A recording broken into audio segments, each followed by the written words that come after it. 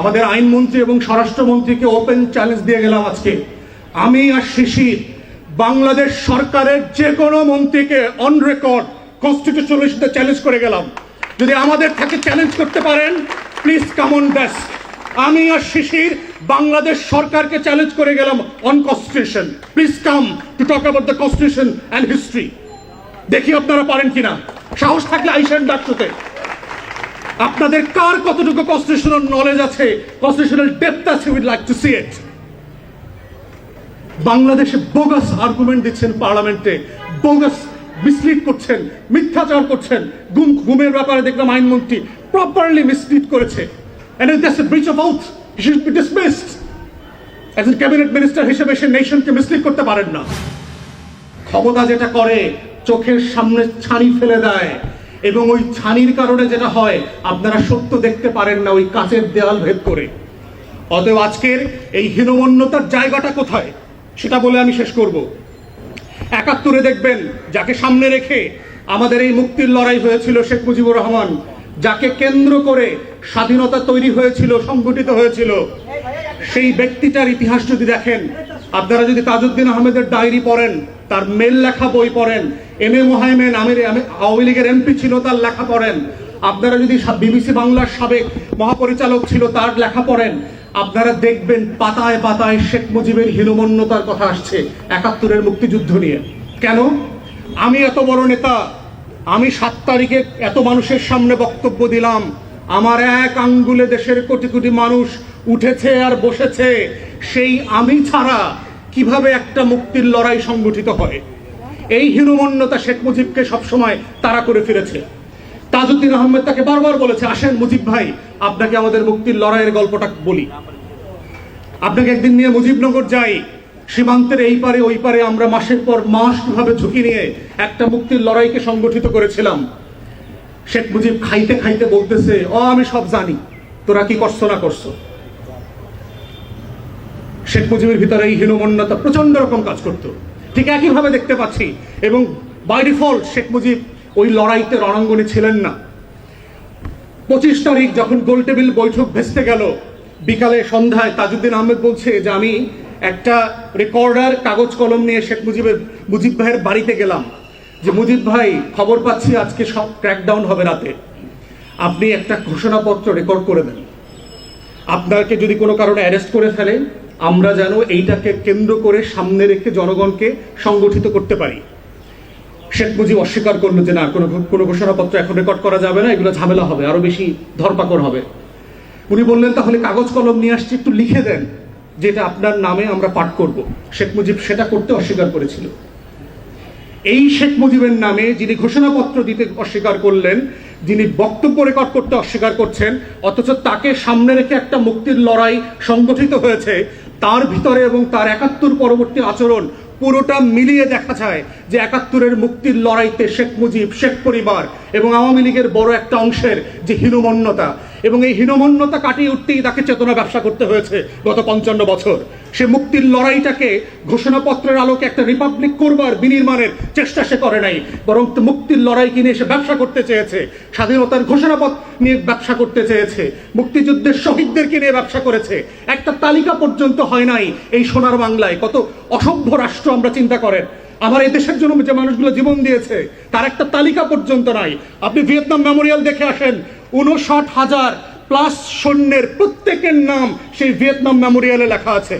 আপনি এখন ট্রাফালগার স্কয়ারে যান, আপনি লন্ডনে গেলে দেখবেন, হাইড পার্কে গেলে দেখবেন ২০০৫ সালে ৭/৭ বোম্বিং এ যে ৫২ জন মানুষ মারা গেছে প্রত্যেকের নাম সেখানে খোদাই করে দেওয়া আছে।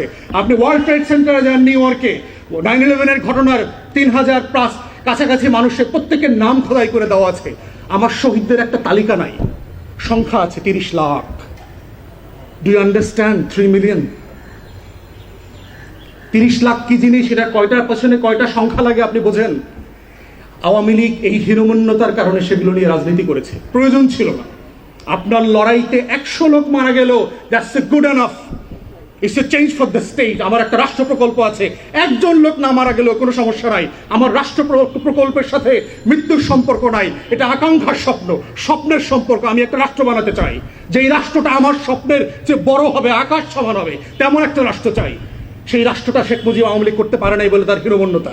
এক্স্যাক্টলি দেখবেন বিএনপি নেতাদের মধ্যে, সে 24-এর আয়নায় যখন তাকায় বিএনপির কোনো মিছিলের ছবি নাই। সে যখন 24-এর আয়নায় তাকায় বিএনপির ব্যানার ধরা কোনো মিছিল নাই। সে যখন 24-এর আয়নার দিকে তাকায় ছাত্র তরুণদের সাথে একসাথে বিএনপির নেতারা মিছিল করছে, তেমন কোনো প্রতিবাদের ঝড় নাই, বরং তারা অন রেকর্ড বলেছিল এটার সাথে আমরা নাই। এই হীনমন্যতা বিএনপি তারা করে ফেলছে। সে যখনই 24-এর আয়নায় তাকায় সে এনসিপি কে দেখে, এবি পার্টিকে দেখে, তরুণদেরকে দেখে, নাম না জানা 1400 শহীদকে দেখে, 26,000 আহত মানুষকে দেখে, 600 অন্ধকে দেখে, কিন্তু সে বিএনপিকে খুঁজে পায় না। এই হীনমন্যতা তাকে 24-এর জায়গা থেকে তাড়া করে ফিরছে, এবং এক্স্যাক্টলি তার নেতারা 71-এর মতো পালায়া ছিল, জেলে ছিল, তা না হলে বিদেশে ছিল। Exactly same phenomena. মনে হচ্ছে 71 নতুন করে 24-এ আবার নতুন করে রিস্ক্রিপ্টেড হয়েছে for the nation to remember. এই হীনমন্যতা যদি বিএনপি উঠাইতে না পারে, এটার কারণ হচ্ছে আজকের আমাদের লার্নের ফ্রেন্ডরা, আইনমন্ত্রী, আমাদের ডিপার্টমেন্টের বড় ভাইরা, আমাদের স্বরাষ্ট্রমন্ত্রী, ওনারা আমাদেরকে প্রত্যেক দিন আইন শেখায়, অ্যাজ ইফ বাংলাদেশে ওনাদের মতো আইন বোঝা মানুষ আসলে নাই। ডাকসুকে অনুরোধ করছি, আমাদের আইনমন্ত্রী এবং স্বরাষ্ট্রমন্ত্রীকে ওপেন চ্যালেঞ্জ দিয়ে গেলাম আজকে, আমি আর শিশির বাংলাদেশ সরকারের যে কোনো মন্ত্রীকে অন রেকর্ড কনস্টিটিউশনাল ইস্যুতে চ্যালেঞ্জ করে গেলাম, যদি আমাদের থেকে চ্যালেঞ্জ করতে পারেন প্লিজ কাম অন ডেস্ক। আমি আর শিশির বাংলাদেশ সরকারকে চ্যালেঞ্জ করে গেলাম on constitution, please come to talk about the constitution and history. দেখি আপনারা পারেন কিনা, সাহস থাকলে আইসেন ডাকসুতে। আপনাদের কার কতটুকু কনস্টিটিউশনাল নলেজ আছে, কনস্টিটিউশনাল ডেপথ আছে, উইড লাইক টু সি ইট। বাংলাদেশে বোগাস আর্গুমেন্ট দিচ্ছেন পার্লামেন্টে, বোগাস মিসলিড করছেন, মিথ্যাচার করছেন। গুমের ব্যাপারে দেখলাম আইনমন্ত্রী প্রপারলি মিসলিড করেছে, and that's a breach of oath, he should be dismissed. as a cabinet minister হিসেবে সে নেশনকে মিসলিড করতে পারেন না। তো সেই জায়গাতে আমরা বারবার বলছি, এই জাতিকে আমরা ওয়ার্ন করছি, আমাদের তরুণদেরকে আমরা বলছি যে এটা এক অনিবার্য বিপ্লবের বাস্তবতা তৈরি করছে। প্রথম এবং দ্বিতীয় বিশ্বযুদ্ধ নিয়ে যারা হিস্টোরিয়ান আছেন তারা বলেছেন যে এটা আসলে দুইটা বিশ্বযুদ্ধ ছিল না, it was a one world war with a long ceasefire. অমীমাংসিত জায়গা ছিল, এবং সেই জন্য যেটা হয়েছে বাংলাদেশে 24-এর গণ অভ্যুত্থান জুলাই সনদ দিয়ে শেষ হয়ে যায় নাই, এটা একটা অনিবার্য কাঙ্ক্ষিত বিপ্লবের মধ্যস্থতার সময় চলছে, সিজফায়ার পিরিয়ড চলছে।